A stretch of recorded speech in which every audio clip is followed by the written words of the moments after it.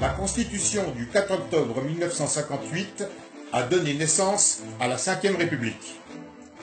Cette Constitution se réfère à la Déclaration des droits de l'homme et du citoyen du 26 août 1789.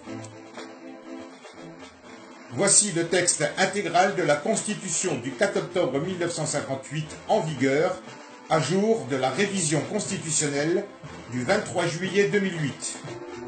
Préambule. Le peuple français proclame solennellement son attachement aux droits de l'homme et aux principes de la souveraineté nationale tels qu'ils ont été définis par la Déclaration de 1789. Cette Déclaration des droits de l'homme comporte 17 articles. L'article 16 dit ceci. Toute société dans laquelle la garantie des droits n'est pas assurée, ni la séparation des pouvoirs déterminée, n'a point de constitution. Pour que la France soit une république démocratique, il est impératif que les pouvoirs soient séparés. Quels sont ces pouvoirs? Le pouvoir exécutif, le président de la République et le gouvernement, le pouvoir législatif, le Parlement, l'Assemblée nationale et le Sénat, l'autorité judiciaire, les magistrats du siège. À noter que les procureurs de la République, le parquet, dépendent du ministère de la Justice. L'indépendance de la justice est prévue à l'article 64, paragraphe 1 de la Constitution. Le président de la République est garant de l'indépendance de l'autorité judiciaire. Le 5 décembre 2016, Manuel Valls, alors Premier ministre, a décrété la création de l'Inspection générale de la justice, plaçant l'autorité judiciaire sous le contrôle du garde des Sceaux, ministre de la Justice. Décret numéro 2016-1675 du 5 décembre 2016, paru au Journal officiel de la République française, numéro 0283 du 6 décembre 2016, texte numéro 63. Article 1. Il est créé une inspection générale de la justice placée auprès du garde des Sceaux, ministre de la Justice. En ordonnant ce décret, Manuel Valls a délibérément violé la constitutionnelle séparation des pouvoirs. François Hollande, président de la République à l'époque, pourtant constitutionnellement garant de l'indépendance de l'autorité judiciaire, article 64, ne s'est pas opposé à cette violation de la Constitution. François Hollande, président de la République, Manuel Valls, Premier ministre, Jean-Jacques Urvoas, garde des Sceaux, ministre de la Justice, ont assassiné la Ve République. Le décret numéro 2016-1675 est entré en vigueur le 1er janvier 2017. À compter de ce jour, 1er janvier 2017, la France n'a plus de constitution, n'est plus une république démocratique. À compter du 1er janvier 2017, en l'absence de constitution, toutes les élections, présidentielles, législatives, députés et sénateurs, sont illégales. En l'absence de constitution, Emmanuel Macron n'a pas pu être élu président de la République. En l'absence de constitution, Emmanuel Macron n'a pas pu nommer le général d'armée François Lecointre chef d'état-major des armées. En l'absence de constitution, la démission du général d'armée Pierre Lejoly de Villiers de Saint-Ignon doit être reconsidérée. En l'absence de constitution, Édouard Philippe n'a pu être nommé Premier ministre. En conséquence, en l'absence de constitution, tous les ministres et secrétaires d'État n'ont pas pu être proposés par le Premier ministre et nommés par le Président de la République. Le pouvoir exécutif est illégitime.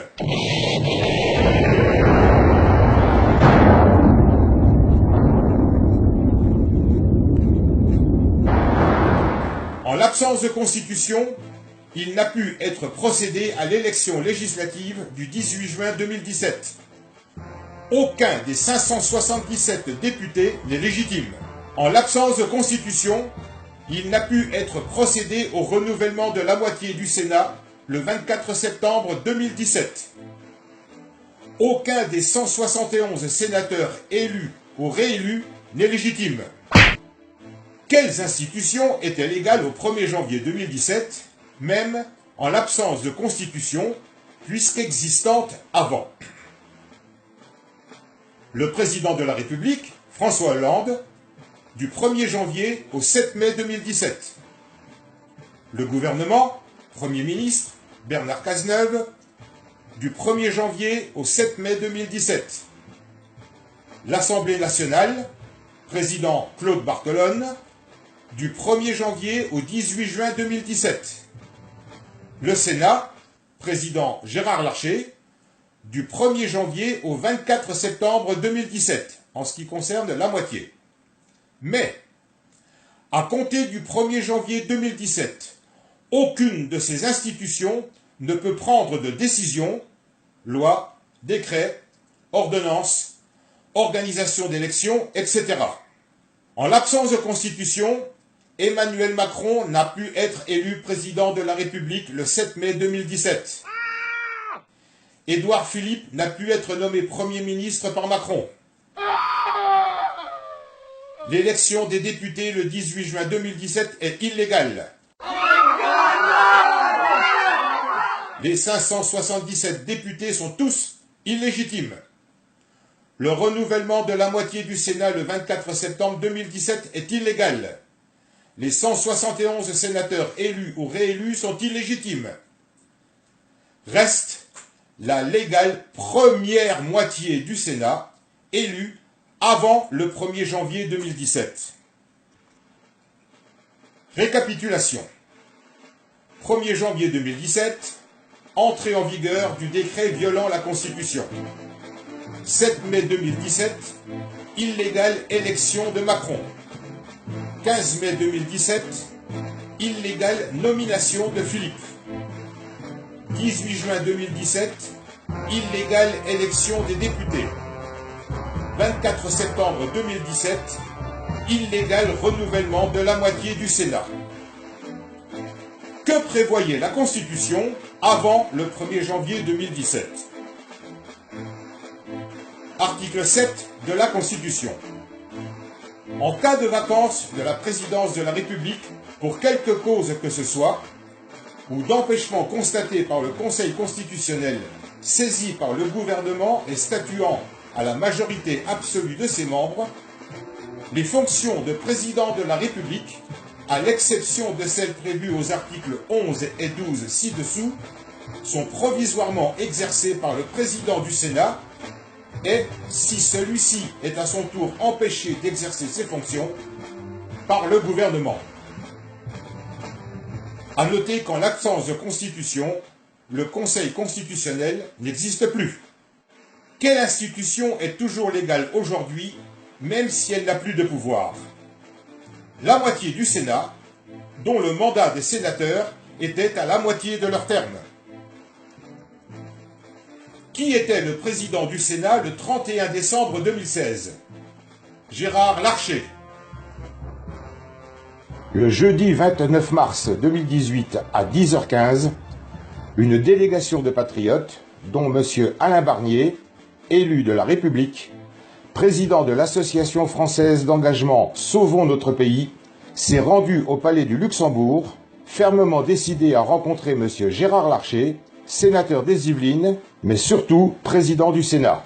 Un autre patriote, M. Gérard Meunier, conseiller, resté sur ma demande en retrait mais non moins très actif, s'est chargé de la communication en direction des médias. Nous sommes devant l'entrée du Sénat. M'adressant à l'un des gendarmes en faction, fusil d'assaut en bandoulière, celui-ci m'indique l'accueil, là, sur la gauche. Je réponds à une femme qui, m'interpellant, me demande le motif de ma présence. Il est interdit de filmer. Je décline mon identité et la raison de notre présence. Nous voulons rencontrer Monsieur le Président Larcher pour une affaire relevant de la sûreté de l'État. Vous avez rendez-vous? Non, mais c'est de la plus haute importance.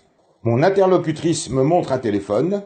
En attendant la communication, faisant allusion à l'assassinat du colonel Beltrame, héros de la nation, je conseille aux jeunes gendarmes chargés du portique de détection de bien veiller sur lui. Le standard me passe le secrétariat du président.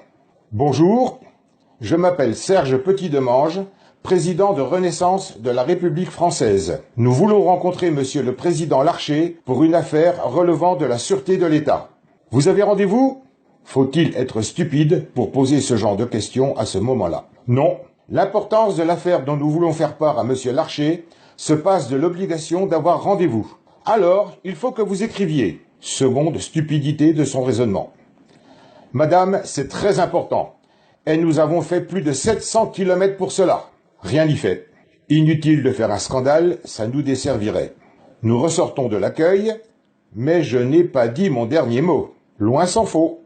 Sur le trottoir, des dizaines de personnes en attente de visite. Je vois s'approcher 3 hommes. Je sais que c'est pour nous. Je vais à leur rencontre, décidé à ne pas m'en laisser compter. La scène est filmée par l'un des patriotes. Bonjour monsieur, on peut vous aider? Évoquant calmement la raison de notre action, je leur fais part de notre volonté de vouloir rencontrer le président Larcher, ou à la rigueur, son chef de cabinet. S'ensuit un échange courtois de plusieurs minutes, au cours duquel je leur remets une lettre introductive cachetée, ainsi qu'un DVD gravé regroupant toutes les informations relatives à l'action en cours. Ils nous demandent d'attendre. Pas de problème, nous vous attendons ici. Quelques minutes plus tard, là encore dans l'impossibilité de filmer, nous les voyons revenir, accompagnés d'une femme se présentant comme étant la responsable du service de sécurité du Sénat, à qui je remets un dossier comprenant les 29 diapositives détaillant précisément l'action menée et le but recherché. Elle me promet de le remettre en main propre à M. Bourjac, chef de cabinet de M. Larcher. Je lui demande de me donner sa parole d'honneur de le faire. Elle me la donne. Ensuite, lui expliquant que nous avons des comptes à rendre à plus de 2 millions d'internautes en attente, nous avions préparé 2 textes, selon que nous aurions été reçus ou non reçus. Le 2 septembre 1792, Georges Danton a dit « Le tocsin qu'on va sonner n'est point un signal d'alarme, c'est la charge sur les ennemis de la patrie. Pour les vaincre, il nous faut de l'audace, encore de l'audace, toujours de l'audace, et la France sera sauvée. » Aujourd'hui, jeudi 29 mars 2018, devant le Sénat, 15 rue de Vaugirard à Paris, nous sommes ici pour répondre aux souhaits de millions d'internautes, de millions de Français de la majorité de moins en moins silencieuse. Nul aujourd'hui ne peut ignorer la forfaiture commise le 5 décembre 2016 à Matignon, place Vendôme, et par extension à l'Élysée. Que devra faire Gérard Larcher devant les caméras de la chaîne parlementaire et du service public? Annoncer à la nation, premièrement, que la France est entrée dans une ère de dictature, que la situation est gravissime. Deuxièmement, qu'en l'absence de constitution depuis le 1er janvier 2017, il constate l'usurpation de la fonction présidentielle d'Emmanuel Macron, conformément à l'article 433-12 du Code pénal qui dit « est puni de 3 ans d'emprisonnement et de 45 000 € d'amende le fait, par toute personne agissant sans titre, de s'immiscer dans l'exercice d'une fonction publique en accomplissant l'un des actes réservés aux titulaires de cette fonction. » Troisièmement, que selon l'article du Code pénal précité, conformément à l'article 73, paragraphe 1 du Code de procédure pénale qui dit « Dans les cas de crimes flagrants ou de délits flagrants punis d'une peine d'emprisonnement, toute personne a qualité pour en appréhender l'auteur et le conduire devant l'officier de police judiciaire le plus proche. Il fasse arrêter Emmanuel Macron ainsi que l'ensemble des membres du gouvernement. Quatrièmement, qu'il assure l'intérim de la présidence de la République avec effet rétroactif au 1er janvier 2017. Cinquièmement, qu'il abroge le décret numéro 2016-1675, rétablissant ainsi la Constitution et prenant acte de l'illégalité de la période allant du 1er janvier 2017 à ce jour, jour de la déclaration solennelle faite à la nation.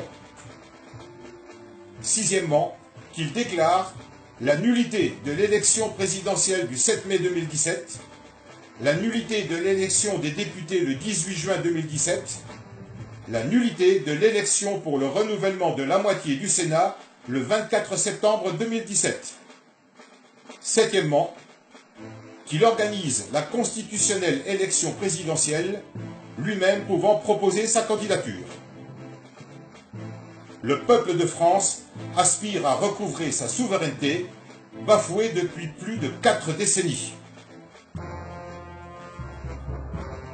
Si le président du Sénat, M. Larcher, se défile de cette responsabilité constitutionnelle résultant de sa fonction de président du Sénat, ou s'il refuse de l'assumer, quelle qu'en soit la raison, le peuple sera alors en droit de se référer à l'article 35 de la deuxième déclaration des droits de l'homme et du citoyen du 24 juin 1793.